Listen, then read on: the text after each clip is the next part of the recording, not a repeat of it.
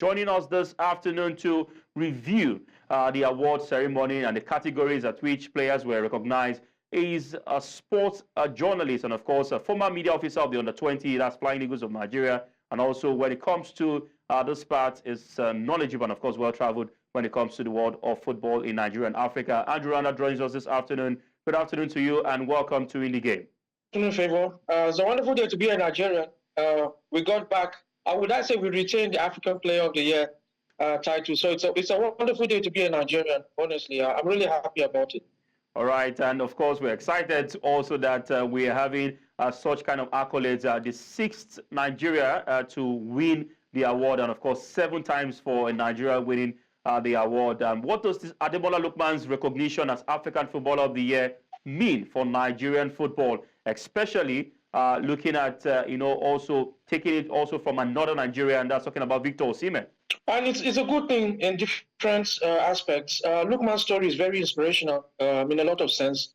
4 years ago, he was basically unwanted by a lot of clubs. He got shipped out from Fulham, and since then, it's been on the up and up for him. And especially, he normally says this himself, that since he decided to play for Nigeria, since he made his debut for Nigeria, his career has gone on the up and up. So from that perspective, it's something that I really enjoy because it's giving kudos to the country for helping him to love himself better, to help him to enjoy football more.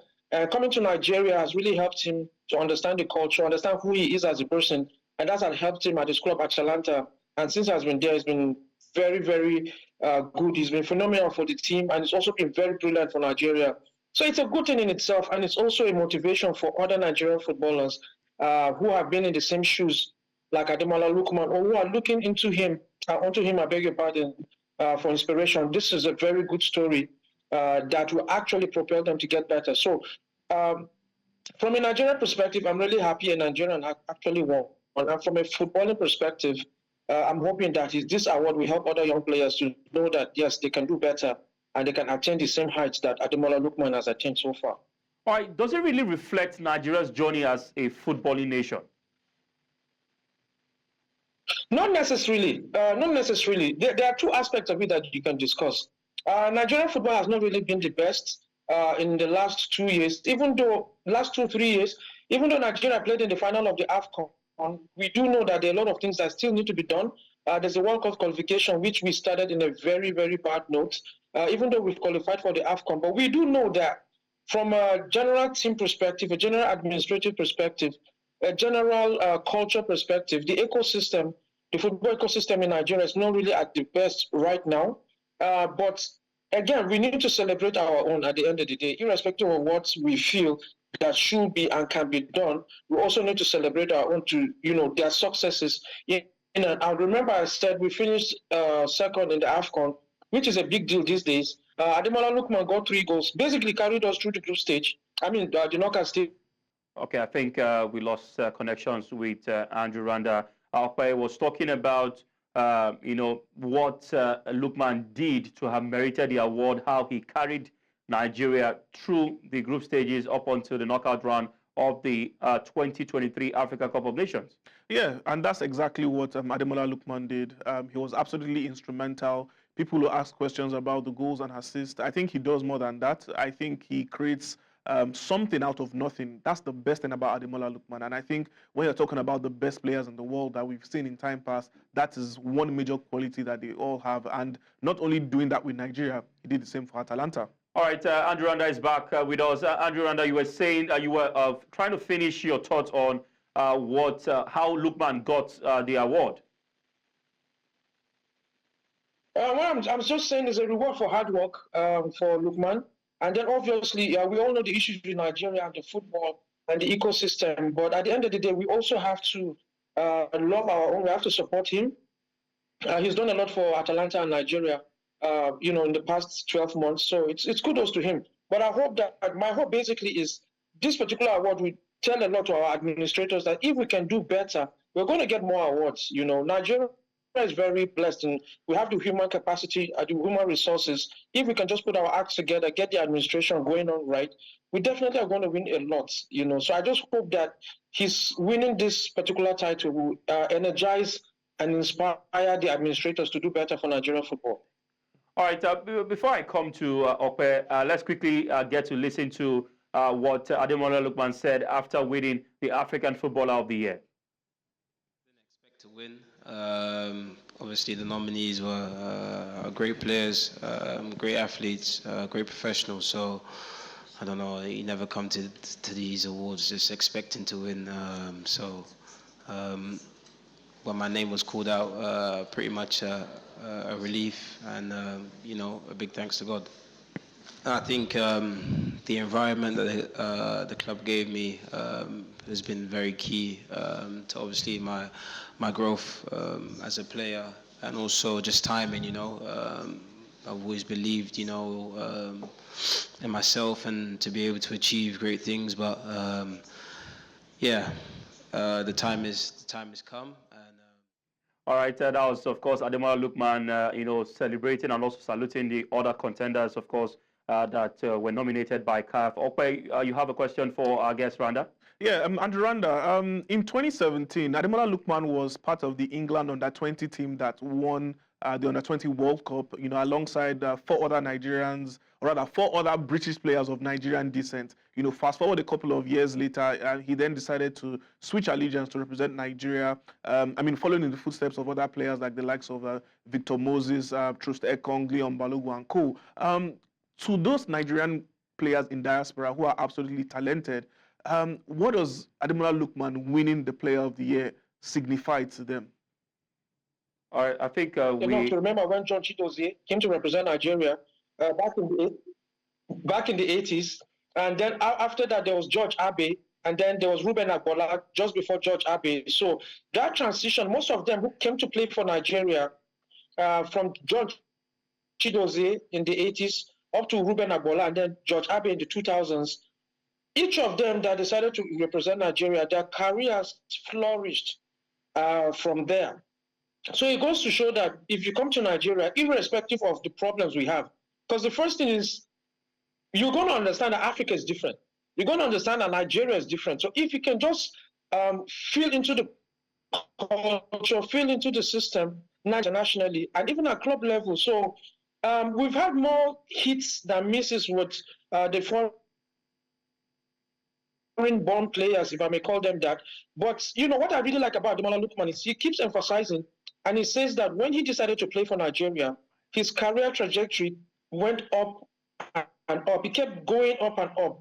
And so that's a good feeling to know. Victor Moses, if you remember, though he was born here, he went to England, played for the youth teams, came back, played for Nigeria, won the AFCON, played in the World Cup, and went to Russia, and then he's back in England with Luton.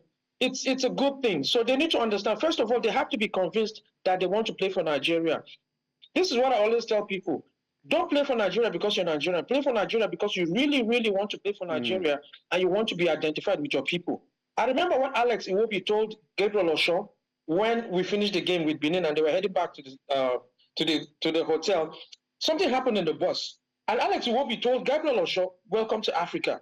It's going to be difficult. It's going to be hard, but the rewards will be great.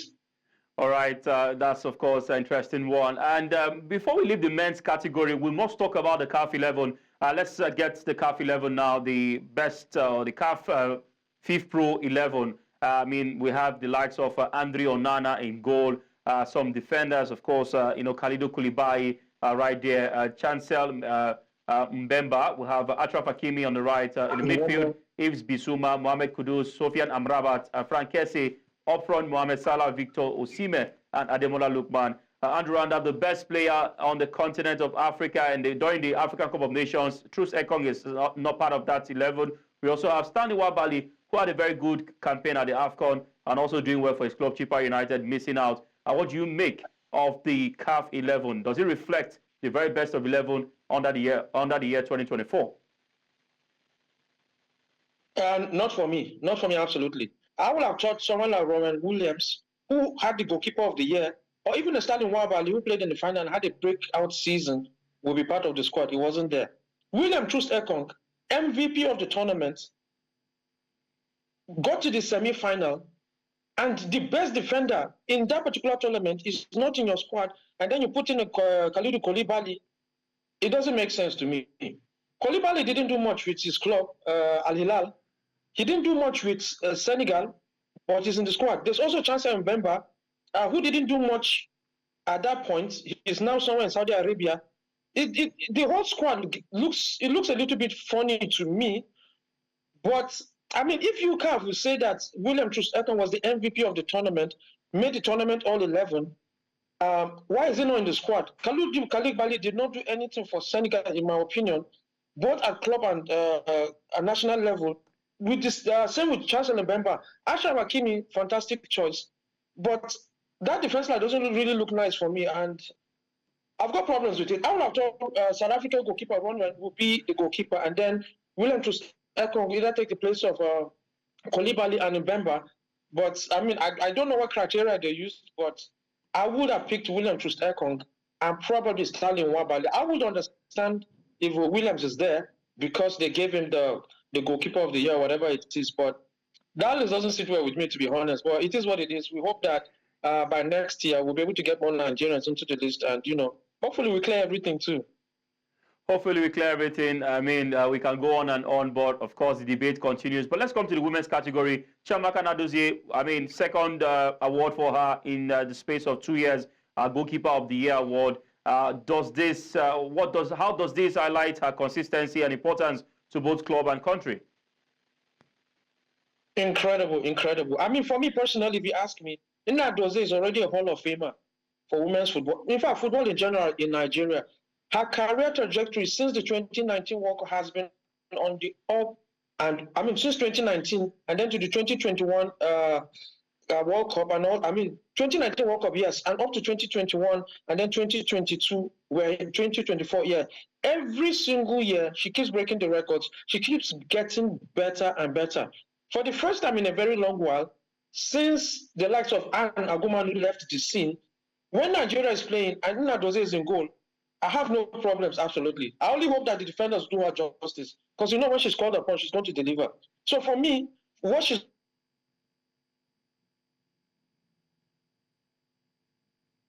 back to the Olympics after 16 years is an incredible feat. At her club level, she's been doing wonderfully well. Best goalkeeper in the French elite division for women, the Akema.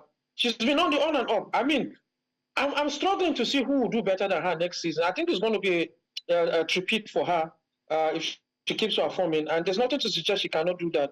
And for me, I'm really blessed that Nnadozie is a Nigerian, first of all. I even went on Amazon yesterday to try and look for a Nigerian jersey, but I couldn't find one. I'm trying to get a jersey for Nnadozie jersey, either club or national team level for my daughter. I'm sure it will look nice on her. But for me, I'm a huge fan of Nnadozie.